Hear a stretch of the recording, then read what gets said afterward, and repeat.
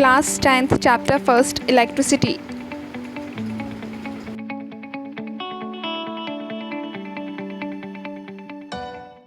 Hello everyone, आज हम इस वीडियो में पढ़ेंगे remaining topics of the chapter first electricity of class 10th। तो हम इसमें पढ़ेंगे resistance, resistivity, combinations of resistors and heating effect of current. इनके प्रीवियस टॉपिक्स की बात हमने हमारे प्रीवियस वीडियो में कर चुके हैं। इससे प्रीवियस वीडियो में हमने देखा था रेजिस्टेंस क्या होता है, प्रोपोर्शनैलिटी कांस्टेंट होता है ओम्स लॉ का।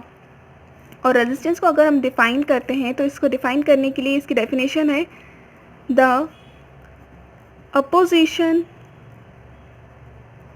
To the flow of current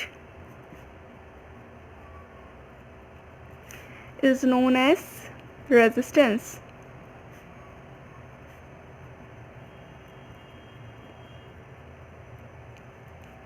resistance क्या होती है? एक ऐसी प्रॉपर्टी होती है किसी भी सब्सटेंस की जो उसमें करंट फ्लो होने को स्टॉप करती है। मतलब उसमें जो करंट फ्लो हो रहा है उसको रेजिस्ट करती है, उसको फ्लो नहीं होने देती है।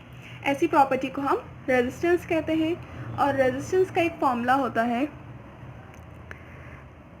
R is directly proportional to length upon area. आपका जो रेजिस्टेंस है वो लेंथ अपॉन एरिया के डायरेक्टली प्रोपोर्शनल होता है। अगर इसका प्रोपोर्शनैलिटी साइन हटाना हो तो हम इसमें एक प्रोपोर्शनैलिटी कांस्टेंट यूज़ करते हैं रो। ये जो रो है इसको हम बोलते हैं रेजिस्टिविटी। या तो ये रेजिस्टिविटी है या फिर प्रोपोर्शनैलिटी कांस्टेंट। रेजिस्टिविटी को हम रो से डिनोट करते हैं एंड ये जो रो है इसको हम रेजिस्टिविटी बोलते हैं। तो रेजिस्टिविटी को डिफाइन किया जाता है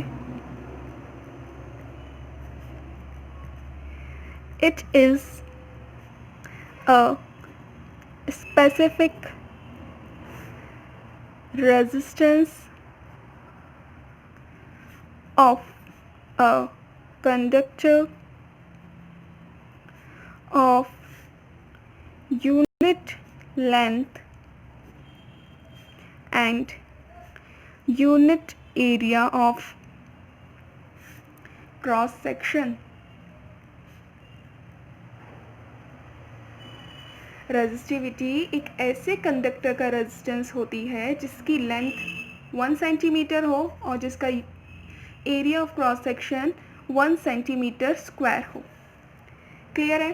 तो जैसे कि अगर हमने मान लिया इस फॉर्मूले में लेंथ आपकी 1 सेंटीमीटर है, एरिया आपका 1 सेंटीमीटर स्क्वायर है, तो आपका जो रेजिस्टेंस है वो किसके इक्वल हो जाएगा?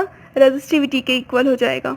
तो यहाँ पर ये क्या प्रूफ हुआ कि रेजिस्टिविटी एक ऐसा रेजिस्टेंस है कंडक्टर का जिसकी लेंथ 1 सेंटीमीटर हो और area of cross section 1 centimetre square हो।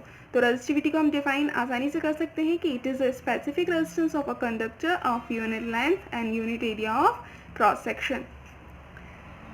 आफ्टर दैट ये जो रेजिस्टिविटी है इसको हम रो से डिनोट करते हैं। इसका अगर हमें फॉर्मूला निकालना हो तो हमें क्या करना पड़ेगा? इन चीज़ों को इधर साइड शिफ्ट करना पड़ेगा बस। सो R इंटू ए अपॉन एल, ये है आपका रेजिस्टिविटी का फॉर्मूला। ये तो बात की हमने रेजिस्टेंस और रेजिस्टिविटी की। आपका जो रेजिस्टेंस है उस रेजिस्टेंस की जो SI यूनिट है वो होती है ओम। एंड इसको हम सिंबॉलिकली इस तरह से रिप्रेजेंट करते हैं। So SI unit of resistance is ohm and SI unit of resistivity is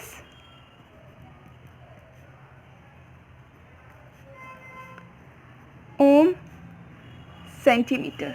ohm centimetre या फिर ohm metre. And one more important point is कि जो रेजिस्टिविटी होती है मेटल की वो सबसे कम होती है। मेटल से ज़्यादा रेजिस्टिविटी होती है अलॉय की एंड अलॉय से ज़्यादा रेजिस्टिविटी होती है इंसुलेटर्स की। इस ऑर्डर को आप हमेशा याद रखना है कि जो मेटल होते हैं उसकी रेजिस्टिविटी बहुत लीस्ट होती है, उनसे ज़्यादा रेजिस्टिविटी होती है अलॉय की, और अलॉय से भी ज़्यादा रेजिस्टिविटी होती है इंसुलेटर्स की। अब हम कुछ फैक्टर्स देखेंगे कि आपकी जो रेजिस्टिविटी है और जो रेजिस्टेंस है वो किन फैक्टर्स पे डिपेंड करता है. सो फैक्टर अफेक्टिंग रेजिस्टेंस. सबसे पहले हम देखेंगे फैक्टर अफेक्टिंग रेजिस्टेंस. तो सबसे पहले रेजिस्टेंस का formula R is directly proportional to L upon A. आपका जो रेजिस्टेंस है वो डायरेक्टली प्रोपोर्शनल है लेंथ के एंड इन्वर्सली प्रोपोर्शनल है एरिया का. तो इसका पहला फैक्टर बनता है कि जो आपका रेजिस्टेंस है वो डायरेक्टली प्रोपोर्शनल है लेंथ के. इसका मतलब ये हुआ कि आपके कंडक्टर की जैसे जैसे लेंथ इंक्रीज होगी, if the length increases resistance of the conductor is also increases. Okay, अगर किसी कंडक्टर की लेंथ इंक्रीज हो रही है तो उसका रेजिस्टेंस भी इंक्रीज होगा. ये आपका पहला फैक्टर था. दूसरा फैक्टर कि आपका जो रेजिस्टेंस है वो इन्वर्सली प्रोपोर्शनल है एरिया के. अगर आपका रेजिस्टेंस इंक्रीज होता है तो एरिया घटेगा, अगर एरिया बढ़ता है तो आपका रेजिस्टेंस घटेगा. सो it means if the area of cross section increases, the resistance of a conductor is decreases और वाइस वर्सा. क्लियर है? अगर क्रॉस सेक्शन इंक्रीज हो रहा है तो रेजिस्टेंस घटेगा, अगर रेजिस्टेंस इंक्रीज हो रहा है तो क्रॉस सेक्शन घटेगा. Next factor is temperature.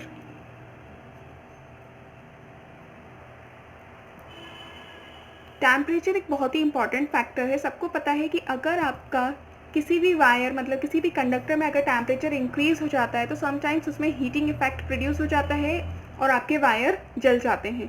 तो इसका मतलब ये है कि जैसे जैसे आपका टेम्परेचर इंक्रीज होता है उस वायर उस कंडक्टर का रेजिस्टेंस भी इंक्रीज होता जाता है. So temperature is also directly proportional to the resistance. जैसे जैसे आपका टेम्परेचर बढ़ेगा वैसे वैसे आपका रेजिस्टेंस भी इंक्रीज होता जाएगा और अगर टेम्परेचर घटता है तो आपका रेजिस्टेंस भी घट जाएगा. Now our fourth factor is nature of the material. Nature of the material. सभी को पता है कि अगर मेटल होगा तो उसमें रेजिस्टेंस कैसा होगा? कम होगा, बहुत ही कम, क्योंकि सबको पता है metal is a good conductor of electricity.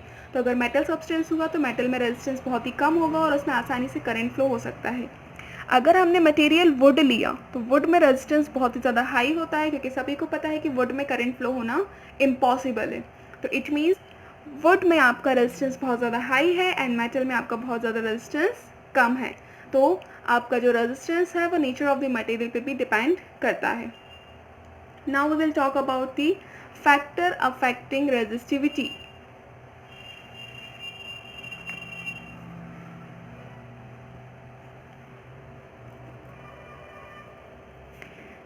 Factor affecting resistivity.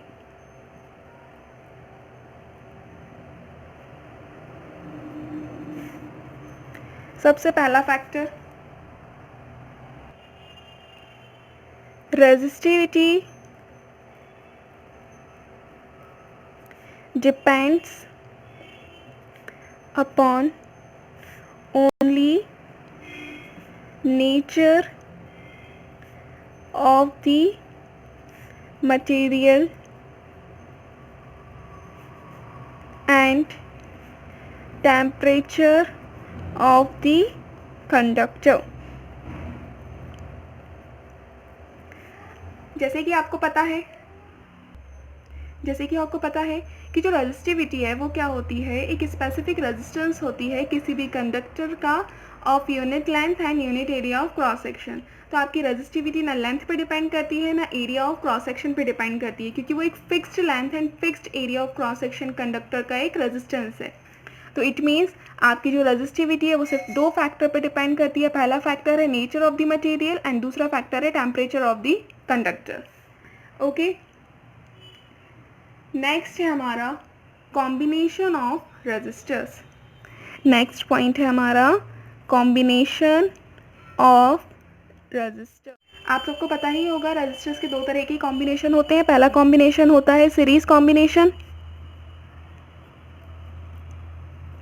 दूसरा कॉम्बिनेशन है आपका पैरेलल कॉम्बिनेशन।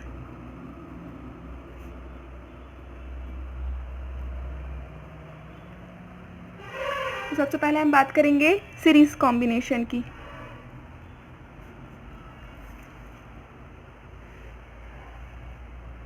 अगर किसी भी कंडक्टर में या फिर किसी भी इलेक्ट्रिकल सर्किट में आपके जो रेजिस्टेंस हैं वो अगर एंड टू एंड कनेक्ट होते हैं, अगर इस तरह से एंड टू एंड कनेक्ट होते हैं तो इस तरह का आपका कॉम्बिनेशन कहलाता है series combination. Two or more conductors are said to be connected in series if they are connected and after the other such that the same current flows through the each conductor। आपका conductor जब भी series combination कहलाता है जब उसमें एक के बाद एक रेजिस्टर्स जुड़े हों और उसमें जो करंट हो वो एक जैसा फ्लो हो रहा हो। तो उसमें करंट तो आपका डिवाइड होता नहीं है, आपके सीरीज कॉम्बिनेशन में वोल्टेज डिवाइड होता है। सो आपके सीरीज कॉम्बिनेशन में करंट डिवाइड ना होकर वोल्टेज डिवाइड होता है। तो अगर हमें इसकी डेफिनेशन लिखना हो तो किस तरह से लिखेंगे?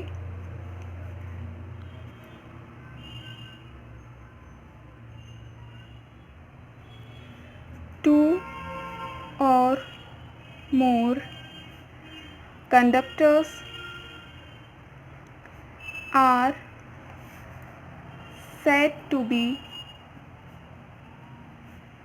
connected in series if they are connected one after the other such that the same current flows through each conductors when some potential difference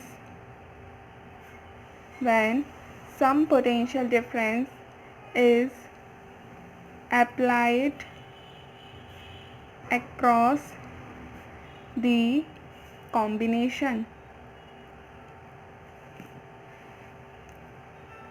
okay, अगर हर एक रेजिस्टेंस में आपने सेम पोटेंशियल डिफरेंस अप्लाई किया है और उसमें करंट आपका divide नहीं हो रहा है तो इस तरह का कॉम्बिनेशन आपका कहलाता है सीरीज कॉम्बिनेशन। तो अब हम बात करेंगे सीरीज कॉम्बिनेशन में हम रेजिस्टेंस को एक फॉर्मूले की मदद से फाइंड कर सकते हैं। R is equals to R1 plus R2 plus R3 और सो ऑन। मतलब आपके सर्किट में कितने रेजिस्टेंस प्रेजेंट है उस इंडिविजुअल रेजिस्टेंस का जो सम होता है उसको हम बोलते हैं टोटल रेजिस्टेंस या फिर इक्विवेलेंट रेजिस्टेंस। इस इक्विवेलेंट रेजिस्टेंस को हम फाइंड करते हैं इस फॉर्मूले की मदद से। R is equals to R1 plus R2 plus R3 so on. ये आपका सीरीज कॉम्बिनेशन का फॉर्मूला होता है। इसको डिराइव करने के लिए एक डेरिवेशन है, तो हम इस बात करेंगे डेरिवेशन की।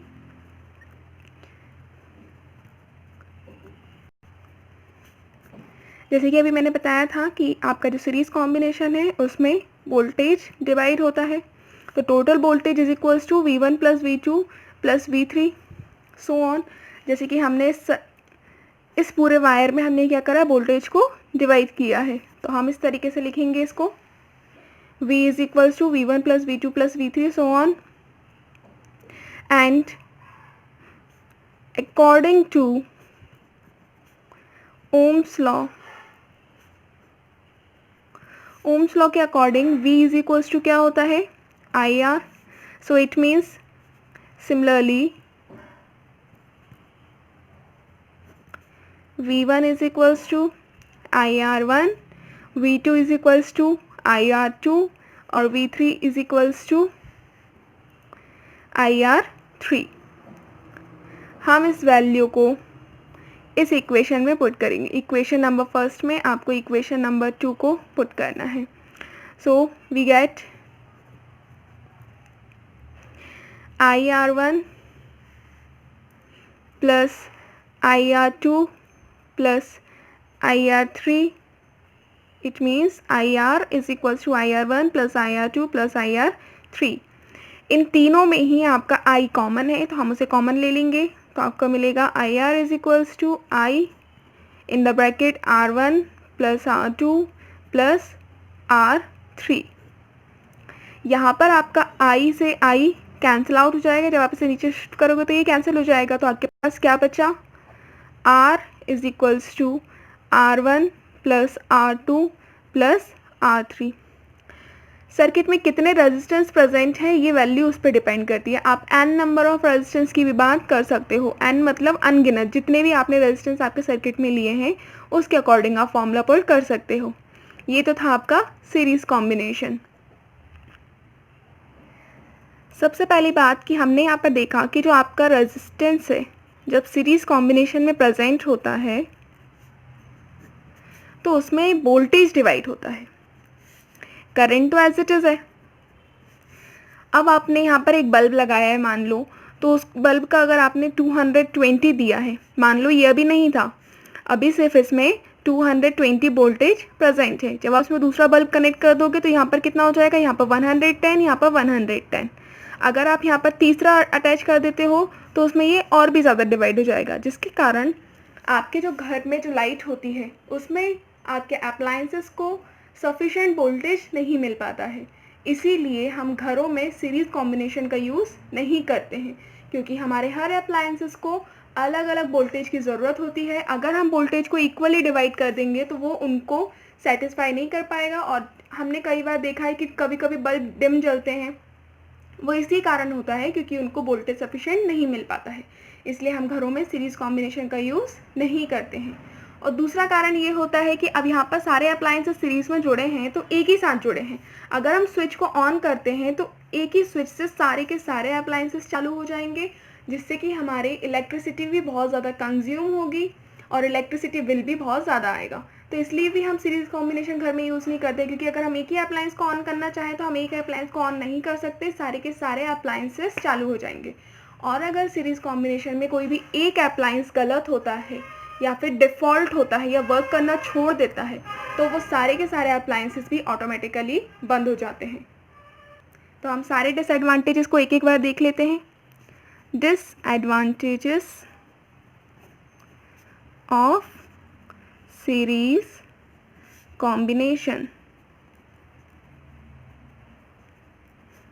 सबसे पहला,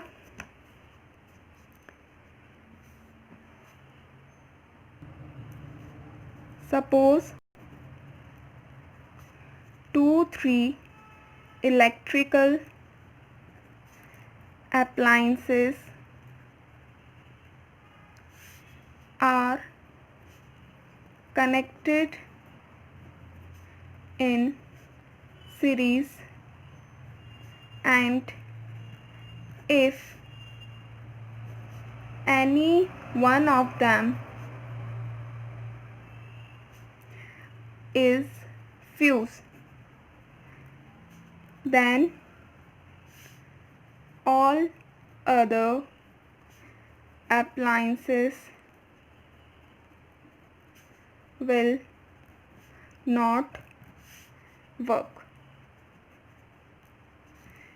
This is because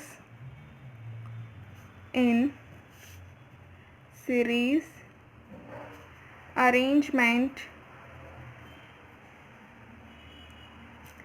there is only single path for the flow of current. अगर हम घर में 2-3 अप्लायंसेस को सीरीज कॉम्बिनेशन में कनेक्ट करते हैं तो अगर कोई भी एक अप्लायंस फ्यूज़ हो जाए तो बाकी सारे अप्लायंस भी अपना वर्क करना बंद कर देते हैं. ये सीरीज कॉम्बिनेशन में इसीलिए होता है क्योंकि उसमें करंट का सिर्फ एक सिंगल पाथ होता है. इसीलिए सीरीज कॉम्बिनेशंस को हम डोमेस्टिक इलेक्ट्रिकल अप्लायंसेस के लिए यूज़ नहीं करते हैं. सेकेंड है different electrical appliances have different resistance and hence they require different amount of current for their operation. अगर अलग अलग अप्लायंसेस हमारे एक ही साथ सीरीज कॉम्बिनेशन में जुड़े हैं और उन्हें अलग अलग करंट मतलब अलग अलग करंट की रिक्वायरमेंट है तो वो सीरीज़ कॉम्बिनेशन में वर्क नहीं कर पाएंगे प्रॉपरली. क्योंकि अगर आप सीरीज़ कॉम्बिनेशन में आपने एक ही वायर यूज़ किया है जो सिर्फ 5 एम्पेयर करंट को प्रोवाइड करता है और आपके दूसरे अप्लायंसेस को 10 एम्पेयर या 15 एम्पेयर का करंट चाहिए तो वो अप्लायंस आपका सही तरीके से वर्क नहीं करेगा. इसीलिए भी हम सीरीज़ कॉम्बिनेशन का यूज़ नहीं करते हैं. Now next type of combination is parallel combination. Parallel combination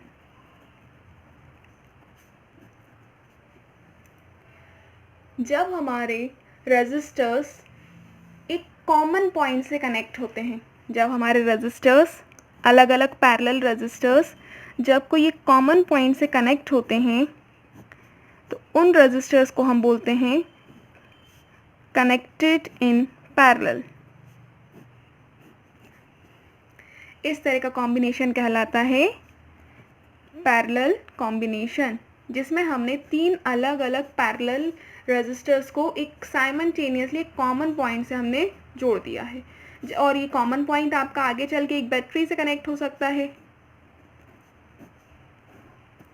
okay, इस तरह का कॉम्बिनेशन कहलाता है पैरेलल कॉम्बिनेशन. अगर हमें डिफाइन करना है तो किस तरीके से करेंगे? 2 or more resistors are said to be in parallel if one end of each resistors is connected at one common point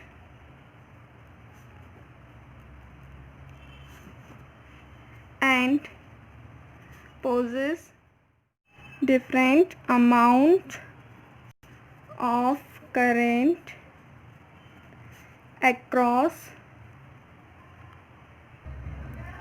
each resistors.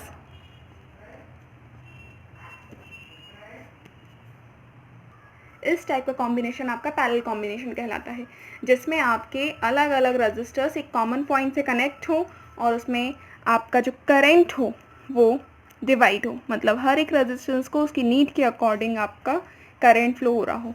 आपने यहाँ से करंट भेजा तो ये अलग अलग तीनों रेजिस्टर्स में जाकर डिवाइड हो जाएगा. तो इसमें आपका जो पोटेंशियल है वो तो एज इट इज़ सेम रहता है क्योंकि हर एक पॉइंट पे सेम पोटेंशियल डिफरेंस इसमें फ्लो होता है. तो यहाँ पर इसका जो फॉर्मूला है रेजिस्टेंस को फाइंड करने का वो है 1/R is equals to 1/R1 plus 1/R2 plus 1/R3 और सो ऑन. अगर हम इसे डिराइव करना है तो किस तरह से करेंगे, I is equals to I1 plus I2 plus I3, क्योंकि मैंने ये बताया है इसमें आपका वोल्टेज डिवाइड नहीं होता है, सिर्फ इसमें क्या डिवाइड होता है, करंट डिवाइड होता है। तो अकॉर्डिंग टू ओम्स लॉ के according I is equals to क्या होता है, V upon R। I is equals to क्या होता है, V upon R, and I1 is equals to क्या होता है, V upon R1। I2 is equals to होता है V upon R2, and I3 is equals to होता है V अपॉन R3। जब हम तीनों इक्वेशन को इस इक्वेशन में पुट करेंगे तो आपको क्या मिलेगा, I is equals to I1 plus I2 plus I3, V upon R is equals to V upon R1 plus V upon R2 plus V upon R3। इसमें तीनों में ही V कॉमन है, तो हम V को जब कॉमन लेंगे तो V ब्रैकेट में बचेगा 1 upon R1 plus 1 upon R2 plus 1 upon R3। इस V को इधर शिफ्ट कर दो, V upon R into 1 upon V is equals to 1 upon R1 plus 1 upon R2 plus 1 upon R3। V से V कैंसिल आउट हो जाएगा, तो बचा आपके पास 1 upon R is equals to 1 upon R1, 1 upon R2, 1 upon R3। इस तरीके से आप पैरेलल कॉम्बिनेशन में रेजिस्टेंस को आसानी से फाइंड कर सकते हो। हमारे डोमेस्टिक अप्लायंसेस के लिए हम पैरेलल कॉम्बिनेशंस का यूज़ करते हैं। हमारी जो पूरी घर की वायरिंग होती है उसको हम पैरेलल कॉम्बिनेशन की मदद से जोड़ते हैं, क्योंकि सबसे मेन बात तो ये है कि जो आपका पैरेलल कॉम्बिनेशन है उसमें आप हर एक अप्लायंसेस को required amount of potential and required amount of current available करा सकते हो, क्योंकि इसमें वोल्टेज कहीं भी डिवाइड नहीं होता है और आपका जो करंट है, जिस अप्लायंस को जितना करंट चाहिए है वो उतना उसमें अवेलेबल हो जाता है। एंड सेकेंड कि जो आपका पैरेलल कॉम्बिनेशन है उसमें अगर आप एक स्विच ऑन करते हो तो आपका एक ही अप्लायंस ऑन होता है और अनदर अप्लायंसेस के लिए पर्टिकुलर स्विच भी अवेलेबल होते हैं। जैसे कि सीरीज़ कॉम्बिनेशन में अगर आप एक ही स्विच ओपन करते हो तो आपके सारे के सारे अप्लायंस ऑन हो जाते हैं, लेकिन पैरेलल कॉम्बिनेशन में ऐसा नहीं होता है। अगर आप एक स्विच को ऑन करते हो तो सिर्फ एक ही अप्लायंस ऑन होता है जिसके लिए आपने उसको ऑन किया है। नेक्स्ट कि अगर आपका कोई अप्लायंस फ्यूज़ हो जाता है, डिफ़ॉल्ट हो जाता है, तो बाकी सारे अप्लायंस अपनी पोजीशन पे वर्क करते रहते हैं, उन्हें उससे किसी भी तरह का फ़र्क नहीं पड़ता है। तो इसीलिए भी हम घर में पैरेलल कॉम्बिनेशंस का यूज़ करते हैं। तो देख लेते हैं हम कुछ इसके स्पेशल फीचर्स। पहला फीचर क्या है इसका, फीचर्स ऑफ पैरेलल कॉम्बिनेशन। पहला फीचर ये है, the sum of the reciprocal of the resistance of the individual conductor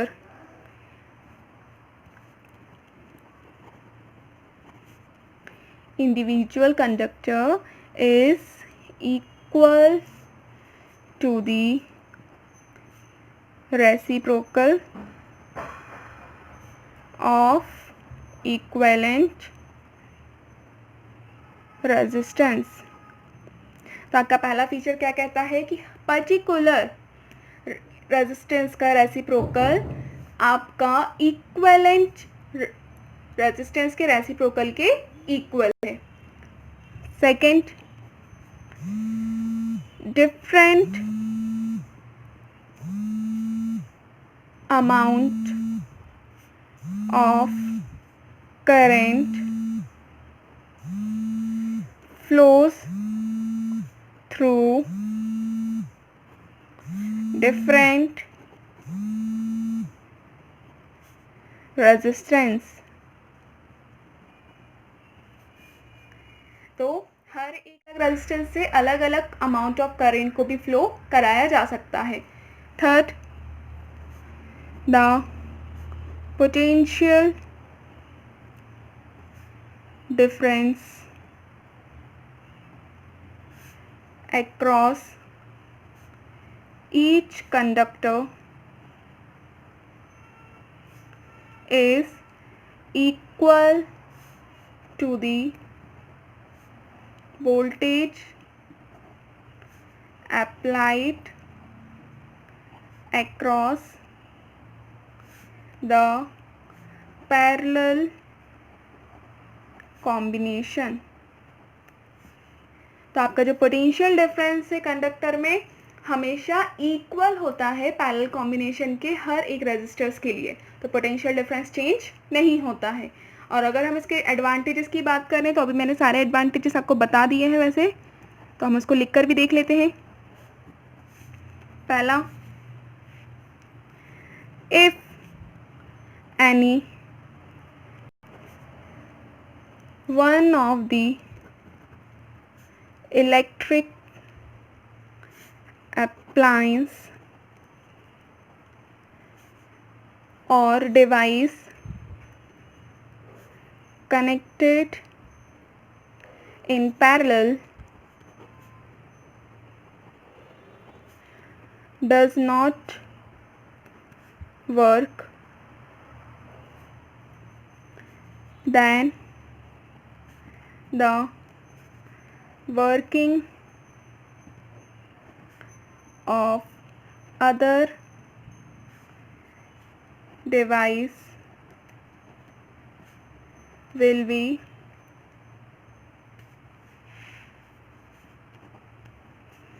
not be affected। I think ये पॉइंट सबको समझ आ गया होगा कि अगर एक अप्लायंस वर्क करना बंद कर देता है तो बाकी सारे अप्लायंस अपना वर्क करना नहीं छोड़ते, वो एज इट इज़ अपना वर्क करते रहते हैं। और next,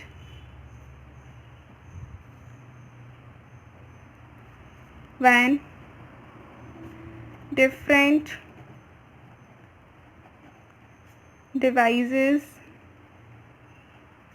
are connected in parallel, then they possess equal amount of potential difference across each resistor। ठीक है, हर एक रजिस्टर के लिए उसका पोटेंशियल डिफरेंस चेंज नहीं होता है। एंड अनदर वन इज़ कि अगर आप एक ही स्विच ऑन करते हो तो आपका एक ही अप्लायंस ऑन होता है, आपके पैरेलल कॉम्बिनेशन में किसी भी तरह की प्रॉब्लम नहीं आती है, इसलिए हम पैरेलल कॉम्बिनेशन का यूज़ करते हैं हमारे डोमेस्टिक पर्पस के लिए। Now our next topic is heating effect of current.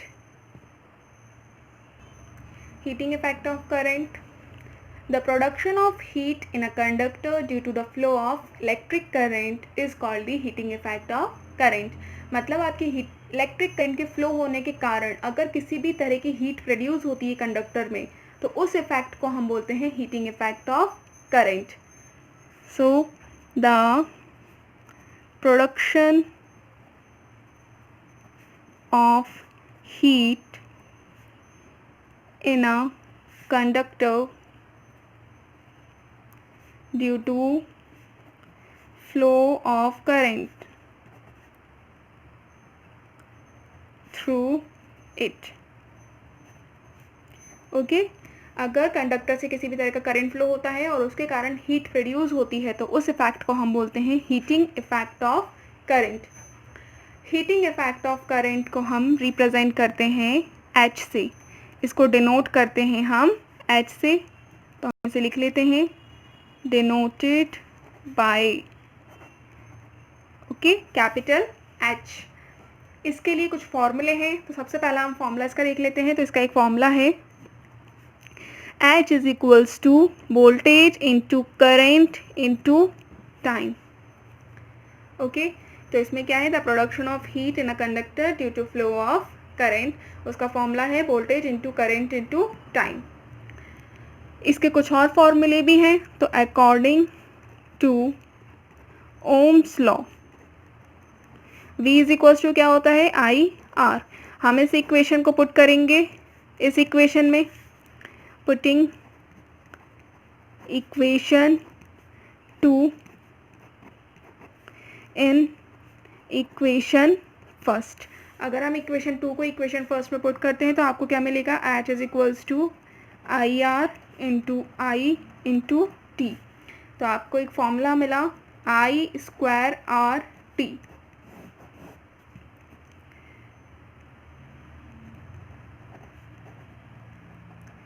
ये फॉर्मूला आपका सबसे ज़्यादा इम्पॉर्टेंट फॉर्मूला है क्योंकि इसी फॉर्मूले को हम बोलते हैं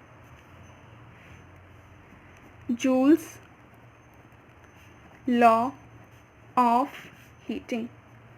हमेशा ध्यान रखना, हम इसी फॉर्मूले को बोलते हैं Joule's law of heating. Now our next formula, जैसे इस फॉर्मूले में हमने V is equals to I R रखा था, हम इसमें रखेंगे आप I की जगह। So according to Ohm's law, Ohm's law के according I is equals to होता है V upon R।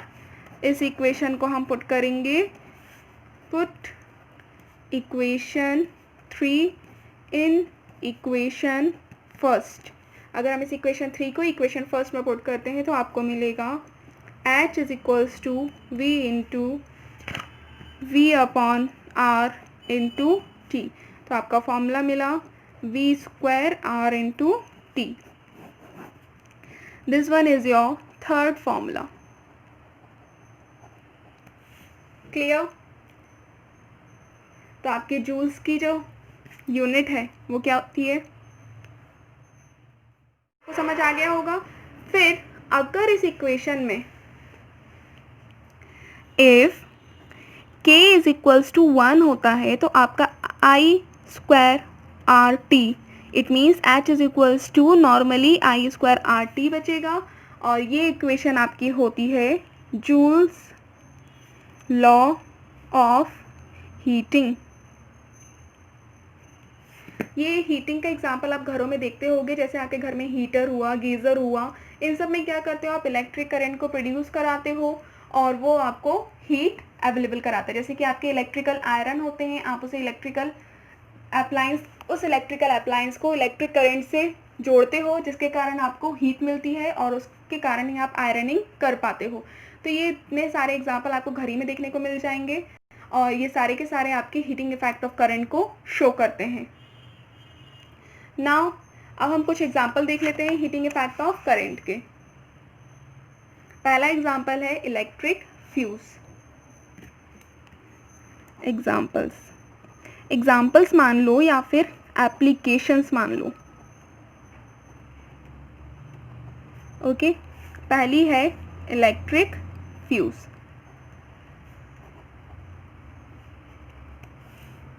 Electric fuse आपने सबने घर में देखे ही होंगे, जो आपके घरों के बाहर लगे हुए होते हैं, जिससे सारी की सारी वायरिंग कनेक्ट होती है, उसको ही हम बोलते हैं इलेक्ट्रिक फ्यूज़। इलेक्ट्रिक फ्यूज़ एक तरह की सेफ्टी डिवाइस होती है जो आपकी इलेक्ट्रिकल अप्लायंसेस को बचाती है ताकि वो डैमेज ना हो जाए किसी तरीके से। अगर आपके घर में एक साथ बहुत ही ज़्यादा हाई वोल्टेज आ जाएगा तो आपके सारे के सारे अप्लायंसेस एक ही टाइम पे डैमेज हो जाएंगे। तो इसी डैमेज को प्रिवेंट करने के लिए हम इलेक्ट्रिकल फ्यूज़ का यूज़ करते हैं। आपका जो इलेक्ट्रिकल फ्यूज़ होता है वो कॉपर से मिलकर बना हुआ होता है या फिर टिन लेड के कॉम्बिनेशन से मिलकर बना हुआ होता है। जनरली ये टिन और लेड से ही मिलकर बना हुआ होता है। तो जो आपका फ्यूज़ का वायर है वो टिन लेड से मिलकर बना हुआ होता है, जिसमें टिन होता है आपका 37% और जो लेड होता है वो आपका होता है 63%। तो ये एक एलॉय हुआ, ये जो एलॉय है इससे मिलकर आपका इलेक्ट्रिकल फ्यूज़ बना हुआ होता है और इस एलॉय का मेल्टिंग पॉइंट बहुत ही ज़्यादा लो होता है, लो मेल्टिंग पॉइंट का होता है। ठीक है, ये लो मेल्टिंग पॉइंट का होता है। तो जैसे ही आपका लार्ज करंट आपके घर में एंटर करना चाहता है उसके पहले ये वायर मेल्ट हो जाता है और आपका फ्यूज़ ब्रेक हो जाता है, जिसके कारण आपके सारे के सारे अप्लायंसेस बच जाते हैं।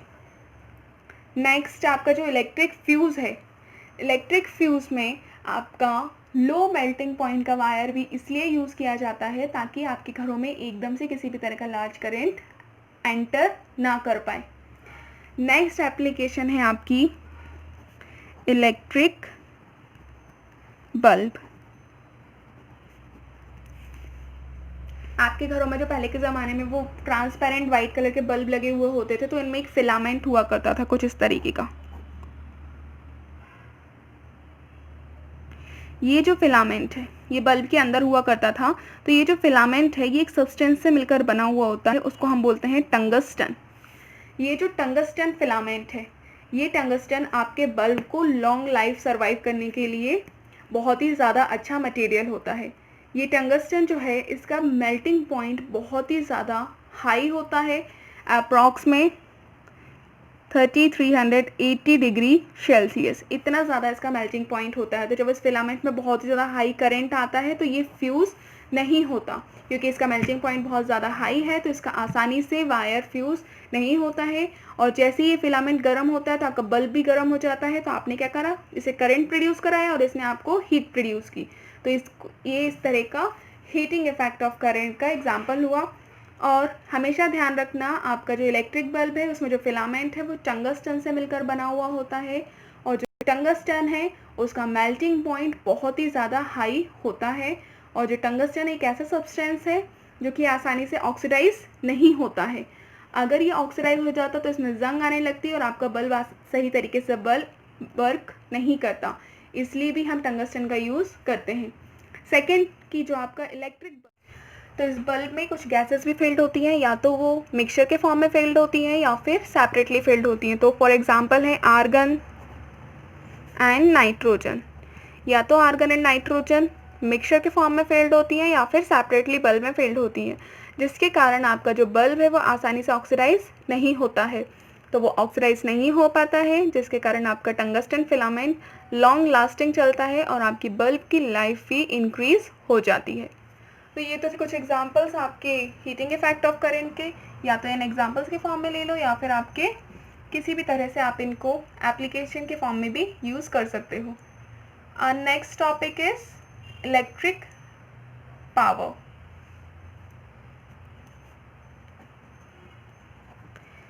तो इलेक्ट्रिक पावर क्या होता है? The rate of doing work. जिस रेट के साथ आप वर्क को डन कर रहे हो उस रेट को ही आप क्या बोलते हो? इलेक्ट्रिक पावर बोलते हो।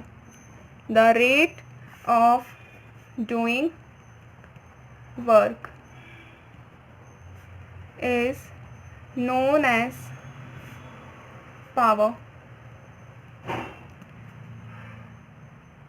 तो पावर का फॉर्मूला होता है power is equals to work done upon time. इसमें ये जो वर्क डन है, ये वर्क डन आपका एनर्जी के इक्वल है, और ये जो एनर्जी है ये किसके इक्वल है? हीट प्रोड्यूस के इक्वल है। ये बात हमेशा ध्यान रखना, ये तीनों ही आपके एक दूसरे के बराबर होते हैं, और इसमें जो आपकी यूनिट है तीनों की ही सेम होती है। वर्क डन भी जूल के फॉर्म में रिप्रेजेंट किया जाता है, एनर्जी भी जूल के फॉर्म में रिप्रेजेंट की जाती है, और हीट प्रोड्यूस भी जूल के फॉर्म में ही रिप्रेजेंट की जाती है। तो इसमें जो पावर है उसको हम फॉर्मूला किस तरीके से निकालेंगे? वर्क डन का फॉर्मूला हुआ VIT upon T। It means T से T कैंसिल आउट तो आपको मिला VI।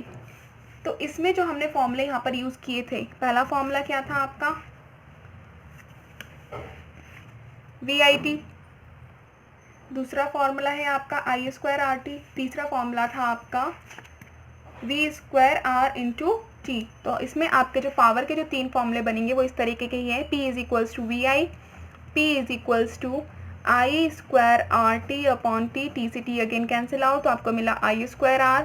तीसरा फॉर्मूला हुआ आपका P is equals to V² upon R into T upon T। T से T अगेन कैंसिल आउट तो आपको मिला V² अपॉन R। पहला फॉर्मूला ये था, अगेन दूसरा ये, एंड तीसरा ये। तो ये तो थे आपके इलेक्ट्रिक पावर के कुछ फॉर्मूले। और SI यूनिट क्या होती है पावर की? वॉट। SI यूनिट होती है वॉट। इसको हम रिप्रेजेंट करते हैं कैपिटल W से। एंड आपके जो पावर की कमर्शियल यूनिट होती है, commercial unit of power is equals to होती है किलो वॉट आर। आप किलो वॉट आर के फॉर्म में ही आप पावर को रिप्रेजेंट करते हो। जैसे आपकी जो घरों की क्या होती है पावर की? किलो वॉट आर होती है। और आपके घर की जो इलेक्ट्रिसिटी बिल है वो इसी के फॉर्म में आते हैं। 1 kilowatt hour is equals to होती है 1 यूनिट। ओके, आई होप आपको ये सारे के सारे टॉपिक्स क्लियर हो गए होंगे। अगर आपको किसी भी तरह का डाउट हो इसमें तो आप मुझे कमेंट करके बता सकते हैं। And thank you so much for watching my videos. So please like, comment and subscribe and share करना ना भूलें। Thank you.